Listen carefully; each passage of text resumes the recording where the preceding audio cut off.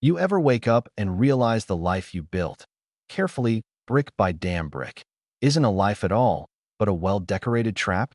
Yeah, that was me on a Tuesday. Always a Tuesday, isn't it? The morning started like any other. Coffee brewed. Toast popped. My wife, Tessa, was already gone, supposedly at her early yoga class. Keyword, supposedly. I was sitting on the porch in my old flannel, scrolling through emails and sipping from a chipped mug I refused to replace. Then came the ping.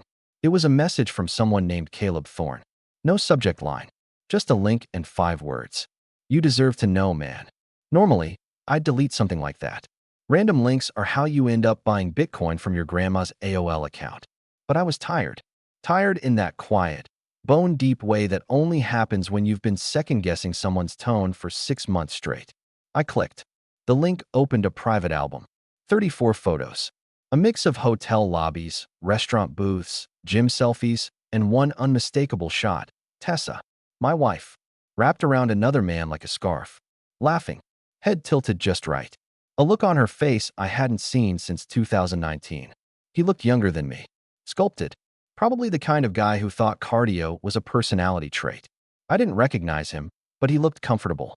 Too comfortable. I closed the laptop, stared out at the street. The sprinkler across the road clicked on. A jogger passed. The world spun on. But mine? Mine had shifted by 2 inches to the left. See, here's the thing about me. I'm not loud. I'm not reckless. I don't scream into the void or flip tables or sob into whiskey. No, I watch. I plan. I respond.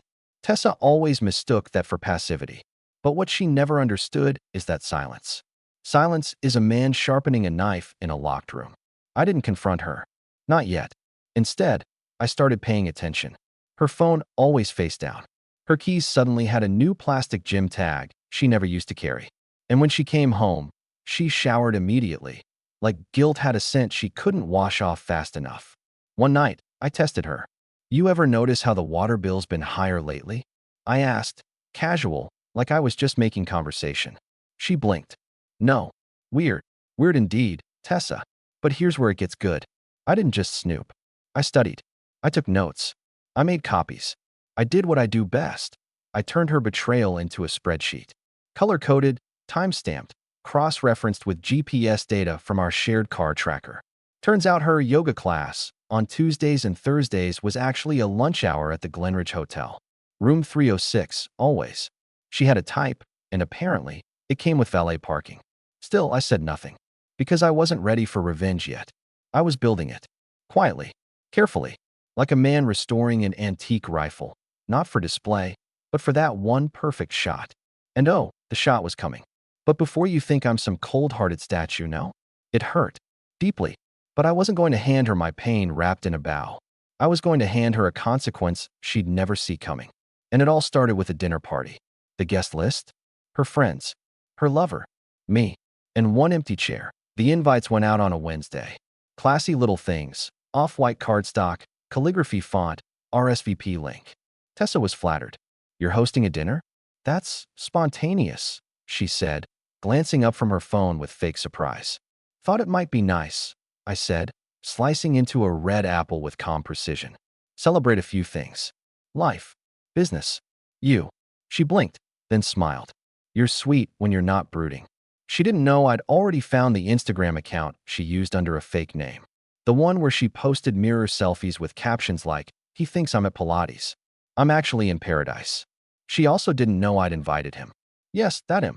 The personal trainer turned temp lover she thought she was keeping under wraps. His name was Nico. Of course it was. Here's the part that kills me. I'd actually met him before. Briefly. At a charity 5K she dragged me to last fall. I shook his hand. He offered me a protein bar. I declined. Tessa said he was just someone from the gym. I didn't ask. That was my mistake. I took her word for it. That night, as I sent out the invites and confirmed the private chef, the florist, the photographer. Yes, I hired a photographer. I had a realization. I wasn't throwing a dinner. I was setting a trap. Saturday came. The weather was perfect. Tables set out on the patio, candles flickering, string lights overhead. Soft jazz in the background. Tessa wore a dress I hadn't seen in over a year, black, backless, smug. You really outdid yourself, she said, twirling once. Is this all for me? You could say that. Guests began to arrive. Her friends. All of them fake laughing and filtering every photo through early dusk glow settings. Then came Nico. He was wearing a blazer. A blazer. Tessa introduced him to the group as an old friend. Not once did she flinch. Not once did she stutter. She was good, Oscar-worthy, even. What she didn't know was that I'd installed a wireless mic under the tablecloth, synced to my phone. Every whisper, every under-the-breath flirtation, every toe tap beneath the table. I was recording it all. The evening rolled on. Appetizers. Polite conversation. Red wine. Then I stood, holding my glass. Tessa smiled like she thought I was about to make a toast about her hair, or how she always hosted beautifully. But I had a different speech in mind. Before we dig into dessert, I began, I want to raise a glass to someone in this room who's been especially busy these past few months. A real multitasker. Laughter. Confused chuckles. Tessa tilted her head. Nico scratched his jaw. Someone who's taught me a lot. About flexibility. Deception. And what happens when people underestimate a man who pays attention. Tessa's smile faltered. I pulled a small black remote from my pocket and clicked it. The outdoor projector behind me hummed to life. The first slide. A photo of Tessa and Nico, mid-embrace. Time-stamped 2:14 p.m., Glenridge Hotel. Gasps. The second slide. Her fake Instagram. Open on her phone, her finger mid-caption. Hashtag not his business. Nico stood. Dude, what the? I held up a hand. Sit. He sat. Tessa was frozen. Mouth open. Not crying. Not apologizing. Just calculating. That's how I knew I'd done it right. She wasn't shocked by what she'd done. She was stunned that I'd noticed. I think that's enough, she said quietly, looking around. I nodded. You're right. We don't want to ruin the souffle. And just like that, I clicked the remote again. The projector went black. Silence. You okay, man? One of her friends whispered. I took a sip of my wine. Never better. Tessa stood slowly. We should talk. Privately. I leaned in. Oh, we will. But not tonight. Because what she didn't know, what none of them knew, was that this dinner wasn't the grand finale. It was just act one. And the second act? Well, let's just say it involves a fake investment, a burner phone, and the one clause in our prenup she never bothered to read. Here's a little life lesson, free of charge. People don't read contracts when they're in love. They sign them, smiling, usually after champagne. And Tessa? She insisted on a prenup. That's the hilarious part. You know, she said one evening over Pinot Grigio and soy-glazed salmon. It's not that I don't trust you. It's just smart. Responsible. We're both bringing assets into this marriage. We should protect each other. She sold it like a TED Talk. She wanted it fast. Simple. Non-negotiable. I didn't argue.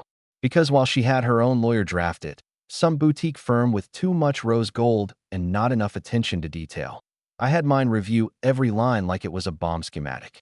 We found a loophole. Then we widened it. Clause 47B. In the event of infidelity, substantiated by visual or digital proof, the guilty party forfeits all rights to joint real estate, vehicles, and any accounts merged during the marriage, regardless of initial contribution.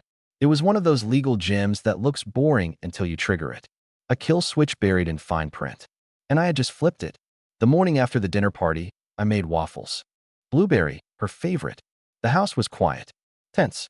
Tessa walked in wearing that silk robe she always put on when she wanted to appear soft. Innocent. We need to talk, she said. I nodded toward her plate. Eat first.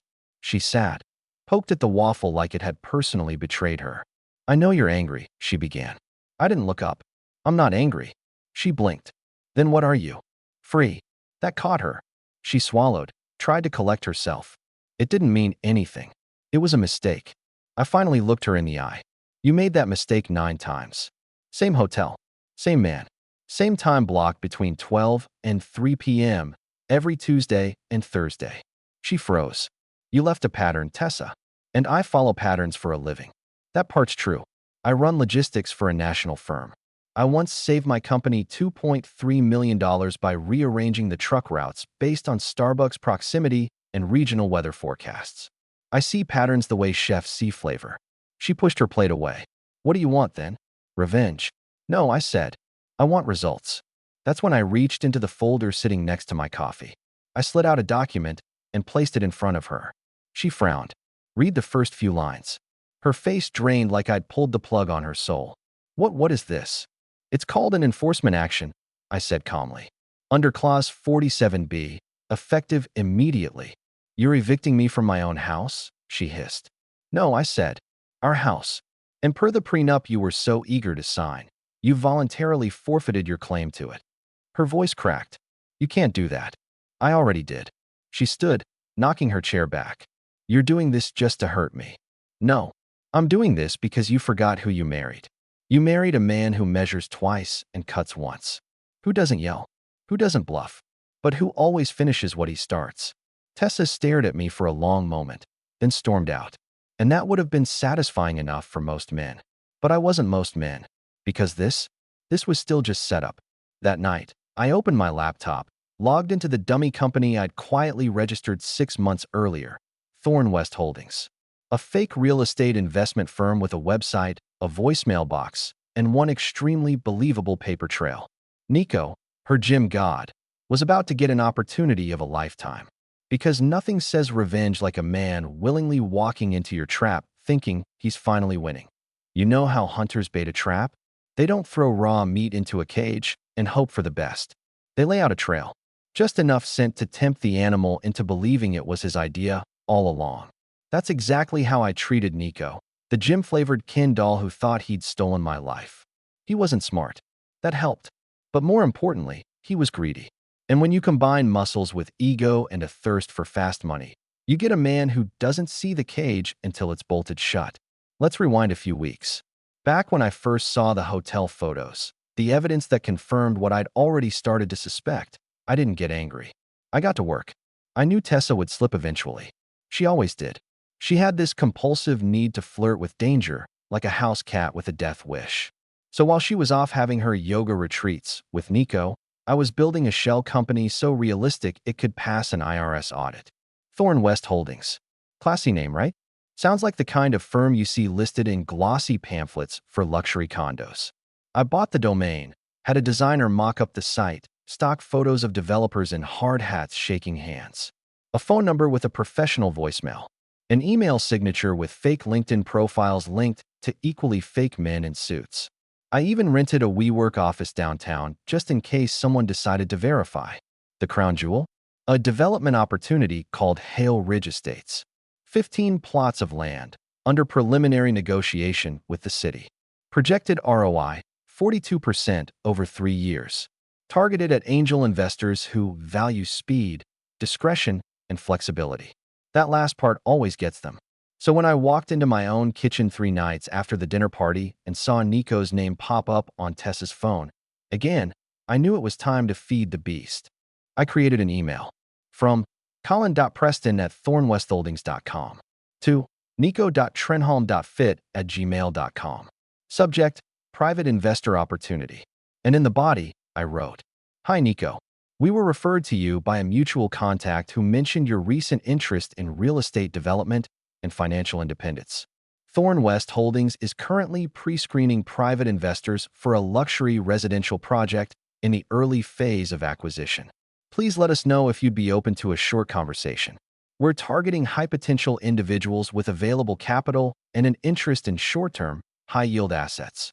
Best, Colin Preston, VP, Development Strategy, Thorn West Holdings, www.thornwest.com. Now here's the beautiful part. Nico responded in 15 minutes. Hey Colin, this sounds right up my alley. Been looking to diversify. Let me know a time. Looking to diversify. From what? Shakes and selfies? I scheduled a Zoom call. No camera. Audio only. Just Colin, with a slightly deeper, gravelly voice, pretending to sip coffee between investor buzzwords. Nico ate it up. He talked about building a portfolio, passive income, and not wanting to work with banks because of the system. I nodded along like he was Warren Buffett. I like your energy, Nico, I said. But we're only taking on 4 backers for the Hale Ridge deal. You'd need to put down an initial contribution of $25,000 just to enter the circle. He hesitated, just a moment, but then he said the magic words. That's doable. I smiled. Good. Then I'll have legal send over the initial disclosure packet. NDA, partner terms, everything above board. We don't work with amateurs. Oh, I'm not an amateur, he said, with the confidence of a man who thinks abs are currency. Meanwhile, Tessa was unraveling. She tried being civil, then emotional, then cold. By Thursday, she was begging me to stop making this ugly. You made it ugly, I reminded her. People make mistakes, she whispered. No, I said, people forget birthdays. People burn toast. You made a plan. She looked at me like she was seeing a stranger. I think in some ways, she was. Back to Nico. He signed the fake NDA, scanned it back the same day. I had an old PayPal business account tied to a dummy LLC. He wired the funds within 48 hours, $25,000, labeling it as HRE buy-in. Here's the kicker. I refunded it. Every penny. 3 days later. With interest. Along with a message from Colin. You passed our integrity test. Most people would have walked away. But you showed trust. That kind of commitment? That's rare. Let's talk about doubling down. Nico called immediately. Dude, I'm in. You tell me how deep we go. I almost felt bad. Almost. Because now, he wasn't just invested. He was hooked. And Tessa? She didn't know a thing. Not about Thorn West. Not about the transfer. Not about the next step. Because the next step, that's where it gets interesting. She thought she was still pulling strings behind the scenes. She didn't know her little side project had just turned himself into a live wire. And I was holding the switch. I just needed one more thing to trigger the final act. And wouldn't you know it, that thing walked through my front door in the form of a lawyer I didn't hire. Hers, with a letter she never meant for me to see. And what was inside?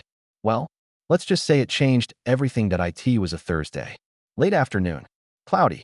One of those in-between days where the sky can't decide if it's going to rain or just look dramatic for no reason. I was in the garage organizing some old paint cans when the doorbell rang. Didn't think much of it. Tessa was upstairs on one of her mental health calls, code for pacing the guest room and whispering about how none of this is fair. I already knew her voice well enough to hear the pitch change when she was talking about me and not to me. I wiped my hands on an old rag and opened the front door. Enter Ms. Monroe. Blonde bob, black blazer, clipboard in one hand, and an envelope in the other. She smiled like she practiced it in parking lot mirrors. Mr. Hale, that's me. I'm dropping this off on behalf of my client. Tessa Hale. She handed me the envelope like it was a bouquet of snakes and waited. Watching, probably hoping I'd fumble, cry, rage. Instead, I nodded, said, thanks, and shut the door before her heels could pivot. I didn't open the envelope right away. I made coffee, real slow, French press, stirred it 12 times, just because that's how I'd always done it. Then I sat at the dining table and slid my finger under the seal. The letter was printed on that kind of thick paper lawyers love, heavy with authority. It even had a watermark, like that was going to soften the blow. At the top, it read, Post-separation financial proposal. Drafted by Monroe and Griggs LLP. Prepared on behalf of Mrs. Tessa Hale. There were a few lines of polite, throat-clearing language before the real gut punch. She wanted the house. She wanted the Lexus. She wanted spousal support. Spousal support. As if I was the one who broke the vows. As if I hadn't funded her entire lifestyle right down to the $7 eucalyptus candles she never lit, but loved the aesthetic of. But the part that really caught me? She listed her new address as pending cohabitation at 1412 Cypress Avenue, Unit D. That address meant nothing to most people. But me? I knew it immediately. That was Nico's building. I didn't know whether to laugh or slow clap. She'd already moved her toothbrush into the spare bathroom of the man she'd cheated with, and now she was handing me a letter asking for gas money on the way out. But that was fine, because here's what she didn't know. While she was trying to secure maintenance commensurate with the lifestyle she had become accustomed to, Nico had just agreed to wire $85,000 to a second investment round. And this time, I wasn't refunding a cent. I met with my real lawyer, Grace, the next morning. Quiet office, hardwood floors, the kind of place where they don't offer water, they bring it without asking. She scanned the letter in silence. When she reached the part about cohabitation, she actually snorted. She filed for spousal support while living with her affair partner? I nodded. She's efficient. Grace flipped to the last page. You ready to respond? Not yet, I said. She thinks this is the end game. She's trying to get what she can before the truth catches up. Grace raised an eyebrow. So what's the plan? The plan, I said, is to give her what she wants, and then take away what she doesn't realize she has to lose. Back home, I started phase 3. First, I printed the letter. Then I left it on her pillow. No note. Just the letter and a red sharpest circle around the words. Cohabitation at 1412 Cypress Avenue. She found it that night. I was downstairs reading when she floated into the room like a ghost in yoga pants. You opened it. I read every word. She bit her lip. I was advised it's just a preliminary draft. Of course, I said, turning a page in my book. But interesting address choice. She blinked. That was the moment it clicked. I knew. I was going to tell you, she said. When? After he helped pick out curtains? Her mouth opened, but no words followed. Eventually, she turned and walked away. And that, my friend, was the last night she slept in that house. The next morning, I made sure she found the real paperwork, drafted by Grace. Filed. Enforced.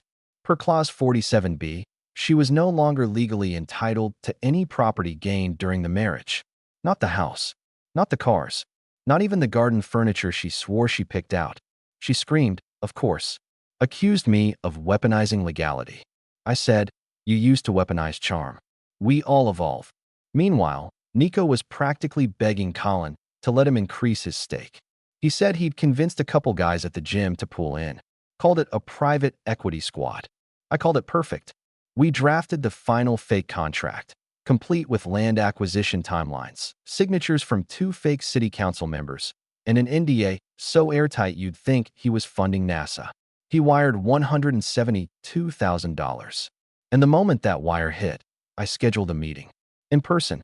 It happened at a rooftop bar, one of those overpriced places where the drinks come with sprigs of mint no one eats. Nico walked in wearing a linen shirt and sunglasses. Indoors. Classic. He spotted me at a corner table and grinned. Colin. I stood, shook his hand. Mr. Trenholm. Thanks for meeting. We sat, ordered drinks, made small talk. Then I slid a manila envelope across the table. What's this? He asked. Full breakdown of your investment, I said. Plus 1 bonus page. He opened it. Read the top sheet. Smiled. Then flipped to the second. Stopped smiling. Because the second page wasn't a portfolio summary. It was a photo. Him and Tessa. In the hotel room. Mid-embrace. Time-stamped. Labeled. What the hell is this? He asked, voice dipping. I leaned in. That's what betrayal looks like. That's what the last few months looked like from my seat. He stiffened. Are you threatening me? No, I said. I'm thanking you. Your investment just paid for my new place, my legal team, and a vacation I plan on enjoying alone. His eyes darted across the rooftop. I stood. You should know something, I added, adjusting my cuff. The firm you gave money to? It doesn't exist. The land? Not real. The ROI? Fiction. You scammed me, he said, stunned. I shrugged. You screwed my wife. I think we're even. Then I walked out, down the elevator, out the door, and into a crisp wind that felt cleaner than any air I'd breathed in months. The first time I saw Tessa, she was standing at the top of a staircase at some rooftop mixer I didn't want to be at. She wore this ridiculous orange cocktail dress like it was armor, and her laugh carried over the crowd like she was the only one who'd been given the script. That laugh. It used to feel like home. Now it sounded like a warning siren. After the Nico showdown on the rooftop, after I handed him his fraud portfolio with a smile and left him blinking into his overpriced mojito, I figured I'd feel some kind of closure. I didn't. Because you don't get closure from someone like Tessa. You get paperwork. You get silence. You get Instagram posts with filtered captions about new beginnings and choosing yourself. But you don't get the truth. Unless you take it. So I did. See, one thing Tessa always underestimated, besides my memory, my patience, and my ability to read a bank statement like a murder confession, was how many people still respected me. Quietly. Behind her back. She was always the show. I was the stage. And stages? We have lighting controls. Hugh Kayla. Marketing coordinator. 27. Smart, observant, and more loyal than Tessa ever deserved. She messaged me out of nowhere. Hey Aaron, I don't want to get in the middle of anything, but I think you should know. Tessa's been using company accounts to expense personal trips, and she's been bragging about it to Nico's friends like it's some clever tax trick. I called her. She sent screenshots. It wasn't clever. It was dumb. Flights, hotels, even spa charges. labeled as client strategy retreats, and build through the boutique firm we both once built. Me with operations, her with charm. That was the beauty of Tessa's brand. Make the lie feel luxurious enough, and no one looks too closely. Except me. What she didn't know was that I still had partial access to the company's cloud storage. She forgot to remove my administrative login when she demoted me on paper. So while she sipped cocktails on balconies I paid for, I built a file titled tsscam.pdf, 54 pages, chronological, labeled, indexed, annotated with highlights and notes. Fraud, misuse of company funds, falsified documents, all signed, sealed, and prepped for distribution. But I didn't send it to the IRS. Not yet, because the goal wasn't to ruin her life. It was to expose it. That's where Cypress and Pine came in. It's this mid-tier lifestyle magazine that thinks it's high fashion because they once interviewed a guy who sold gluten-free honey. But they have a decent following, and more importantly, they adored Tessa.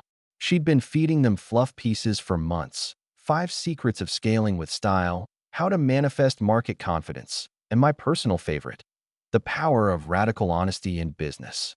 I reached out to their editor-in-chief, under a pseudonym, claimed to be a former employee, offered an exclusive. They bit hard. We set up a drop, anonymized email, encrypted drive. I uploaded every file, every receipt, every hotel invoice labeled as client dinner that took place at 2 a.m. Then I sat back and waited. The article went live on a Monday, 9:02 a.m. Headline: Entrepreneur or Illusionist? Inside the smoke and mirrors of Tessa Hale. It went viral by noon. Not because of me, because of her. Because Tessa had spent years building a persona that people wanted to believe in. And when that kind of image cracks, the whole world leans in to hear it shatter. The piece didn't accuse. It presented. It laid out a pattern, quoted sources, embedded emails. And it ended with a chilling line. If radical honesty is power, what does that make radical deception? I didn't text her. I didn't call. I just watched the storm roll in from my office window, sipping black coffee and playing Miles Davis on low. By 3 p.m., her firm's website was down. By 6 p.m., the Instagram comments were flooding in. Is this true? Say it ain't so, Tessa. No wonder you manifested that Range Rover. The fallout was fast, brutal, deserved. She called me that night. I let it go to voicemail. Her voice was wrecked. Not broken. Tessa doesn't break. But cracked in that way a mirror does when someone throws a stone dead center. Aaron, I know you did this. I know. And I. Long pause. You said you weren't after revenge. You said you weren't angry. She didn't cry. She didn't scream. Just that hollow, bitter confusion. Do you feel better? Honestly, do you? Here's the truth. I didn't. Not better. Not worse. I just felt done. That's what no one tells you about revenge. It's not fire. It's frost. You don't burn the bridge. You freeze it. You make it impossible to cross again. The next morning, I boxed up the last few things she left behind. A few dresses. A pair of heels with the price tag still on. A vision board that had trust, worth, respect, written in glitter pen across the top. I left it all by the curb. Garbage day was Friday. Somehow, that felt poetic. Now here's the twist. You'd think that was the end. You'd think I closed the book, rode off into the sunset, and started healing. But life's never that clean. Because 2 weeks later, Nico came back. But not to beg, not to apologize, not even to sue. He came back with an offer. And what he offered, that's what changed everything. 2 weeks of silence. 2 glorious, uninterrupted, espresso sipping, jazz playing, inbox 0 weeks. And then, like a bad sequel nobody asked for, Nico returned. He didn't call. He didn't text. He showed up. I was at my office downtown. He walked in wearing a navy suit 2 sizes too tight, holding a manila folder like it was going to change his life, or mine. 5 minutes, he said, not asking. I leaned back. You've got 3. He sat across from me like we were peers. Like the last time we met didn't involve me handing him a folder full of betrayal and fake contracts. I'm launching something, he said. A wellness brand. Supplements. Meal plans. Clean living. Real estate's done. That was a mistake. You don't say. I need a business strategist, he continued, ignoring the sarcasm. And you're brilliant. Everyone said so. Even Tessa. The irony wasn't lost on me. You want me, I said, to help you build your empire. After you helped my wife burn mine down. He shrugged. Let's not do the grudge thing. You got even. You humiliated us. But you also made me see who she really was. So thanks. He actually smiled. That folder? A formal proposal. Equity. A percentage. Creative control. Full transparency. I know I'm not you, he said, tone suddenly sincere. But I'm not an idiot either. I want to do this the right way. Clean. Legit. You in? I looked him dead in the eye and said, send me the pitch deck. If it's stupid, I'll send it back in flames. Because as much as I wanted to slam the door in his face, there was something satisfying about seeing Tessa's golden boy turn to me for salvation. And this time, I'd be the one writing the terms. The deck wasn't half bad. Cheesy, sure, but there was potential. So I rewrote it. I restructured the revenue model, ditched half the product line, gutted the branding, hired a quiet PR firm, and reintroduced the entire company under a new name. Forge. Built from the ashes. Subtle? No.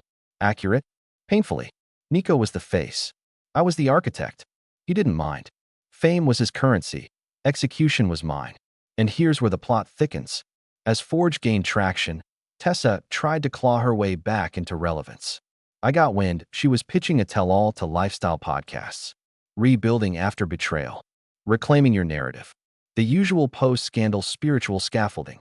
She reached out through her assistant, to set the record straight. I said she could have her interview, under 2 conditions. I get to record it.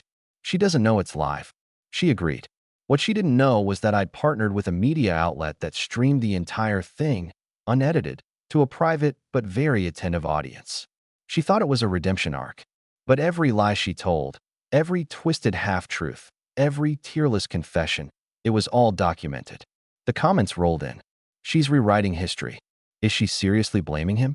Yikes. She texted me that night. You set me up. You humiliated me. Again. You win. I didn't reply. Because this wasn't about winning anymore. This was about truth. Public. Unapologetic. Permanent. Point. One morning, I came home and found an envelope taped to my door.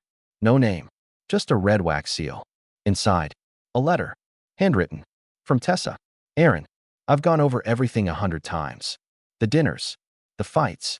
The night you walked out with that folder like you already knew how the story would end. And maybe you did. Maybe you always knew I was temporary, and you were just waiting for me to prove it. You never yelled. That made it worse. You outclassed me, outplayed me, and still somehow made me look in the mirror. I hate you for that. But I also finally understand you. You were never boring. You were unshakable. And I mistook stillness for weakness. You didn't just survive me. You survived what I thought I was entitled to take from you. I hope she finds you someday. The woman who gets the real version of you. The one I was too selfish to appreciate. You deserve better. But you made better, anyway. I read it once. Then again. Then I fed it through the shredder. Slowly. Quietly. No smile. No tears. Because there are some apologies that come too late to be useful. 6 months later, Forge was a modest success. Not a unicorn startup, but stable, clean, growing. Nico eventually sold his share and moved to Bali with some yoga influencer. I wired him his cut, threw in a bonus, and never heard from him again. I stayed, because the story wasn't over. And the final twist?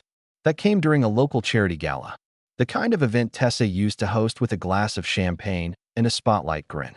I was invited as a sponsor. Quietly. Anonymously. Until they announced one of the silent donors by name. Special thanks to Aaron Hale, whose company Forge has pledged $100,000 to the Healing After Betrayal Foundation. There was a pause. Then applause. I stood briefly. Nodded. Sat back down. Tessa was there.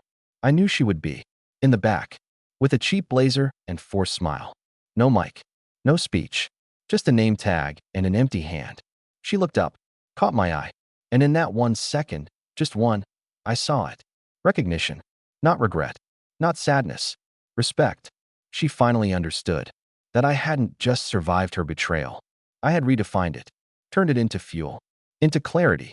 Into something that left her behind. And that was the revenge she never saw coming. Because in the end, I didn't destroy her. I erased the version of me that needed her. And built someone better. Someone free.